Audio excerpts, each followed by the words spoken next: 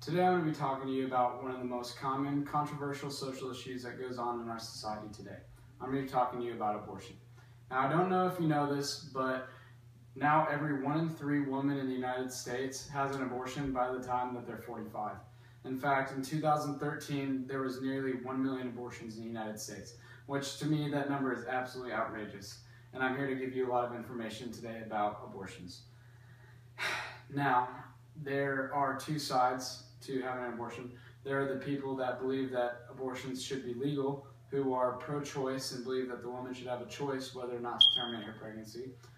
Or there are the people that feel that it should be illegal to terminate a pregnancy, and those people are pro-life because they believe that the life of the fetus is valuable, and the life of the fetus should have the ability to be conceived and either given up for adoption or raised by its mother. Now, I'm going to come right out and say it. I'm very, very, very pro-life, and I feel that every fetus should grow up and have the ability to live a life. And you never know. They could be the next president of the United States for all you know. But you got to give it a chance. You can't just kill it when it's just a 4-month-old fetus. Now, throughout this presentation, I'm going to be explaining to you the reasons why I'm pro-life and trying to convince you to become pro-life as well.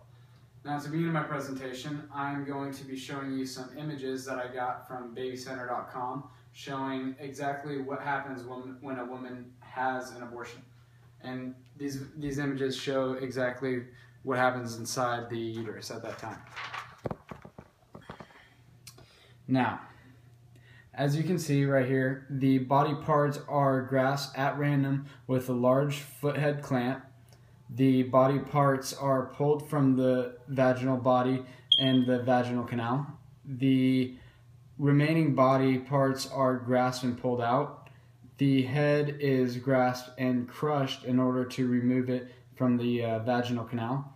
And the placenta and remaining contents are suctioned from the uterus using a vacuum. Now, I understand that that is a very violent process and it seems very unpleasant, which I'm sure it would be, but that's not the only option when it comes to having an abortion. In fact, there's another option called the abortion pill. Now, the abortion pill has been known to leave parts of the fetus in the uterus, causing an infection that could lead to serious illness or even death, has led to death in the past for woman, which is a huge negative when it comes to even thinking about having an abortion, is thinking about those effects it could have. And so now I'm going to talk to you about what the options would be if you decided not to have an abortion. And that would be to either have the woman keep the child, which if you were thinking about abortion in the first place, may not be the healthiest choice. Or adoption, which, I mean, women must think, they're like, you know, I got this pregnancy and it's going to cost a ton in medical bills and the expenses of carrying a baby for 9 months, and it's just not worth it for those expenses to keep this baby and give it up for adoption when I could just have an abortion. Well, I'm here to tell you right now that there are so many programs out there that will pay for all of your expenses, all of your medical visits outright if you decide to give your baby up for an adoption. Now, this number might jump out to you as well, but for every one baby that's born in the United States, there are 36 couples looking to adopt. And so there's plenty of options when it comes to looking for a couple to adopt your child.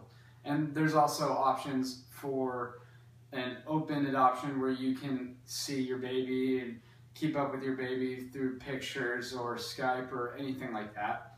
And the other thing is that these couples are paying upwards to $50,000 or $60,000 to adopt your child. And I got all this information from adopthelp.org. Now I'm here to talk about another aspect, and that's from the boy's perspective. And a lot of people don't know this, but boys actually have no say when it comes to a child having an abortion, a woman having an abortion. It can obviously scar them mentally, not physically as it would a woman, but it scars them mentally to realize that a child that they were going to have is going to be killed before it even has a chance at up to 4 months, 4-month-old fetus. So I don't feel that's okay that for a boy to have to go through that. So that obviously needs to change. Now, I'm going to talk to you about the development of the fetus and the stages, and I got this information from PlannedParenthood.org. So basically at 8 weeks, the hand starts webbing out and they start developing fingers. At about 3 months, they start developing fingerprints, which is a form of identity.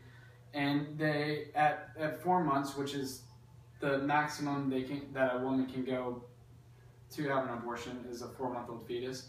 And they start having a solidified skeleton and the bones begin to harden. And at that point, the fetus is about the size of a golf ball that you can see right here. That it's about that size, which, I mean, you think about it, these people are saying that it's not a life, they're not taking a life because it doesn't have a heartbeat, but they have their own identity. They're starting to have bone structures. You can't tell me that that's not a child, and that is murder. That's straight up, that's murder.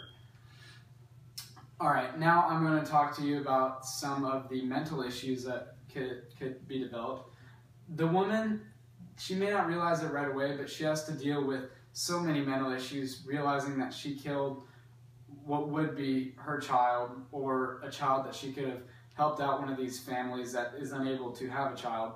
She's going to have to live with that guilt the rest of her life, and so is the boy that may or may not have had a say. So these are all reasons that I feel people should be pro-life. Now, to conclude this, I'm going to revamp on what I said earlier about the programs paying for your medical expenses, or for these families that can't have babies of their own, so they depend on people that are going to give their babies up for adoption, which is what I feel people should do instead of getting an abortion. And they just, overall, they give the child a chance to live a full, developed life and have good parents and all the opportunities that they deserve. So I hope that my presentation convinced you to be pro-life just as I am.